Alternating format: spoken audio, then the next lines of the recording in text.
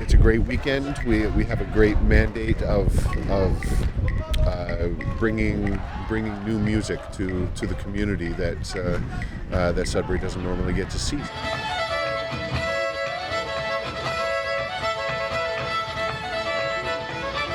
How long have you both been coming to Northern Lights, more or less? Around 30 years. Around 30 years? Yeah. What keeps you coming back every year? The music and the fun and the friends and the atmosphere is a beautiful place.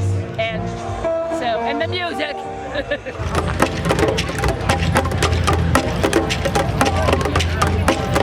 Second consecutive year in Sudbury. So what brought you guys back? Who wants to? Well, the place itself and the people. Yeah? Everybody loved us last year, and we decided, yes, we could get them a next vibes this year, so that's why we are here. Prior to last year, had you toured in Canada before? No, that was our first time in Canada. So what was your first impression of touring here? Good. Right. Yeah? Good. Really, really good. Yeah. That's why we came back. Yeah. As soon as we got the call, we got on the plane.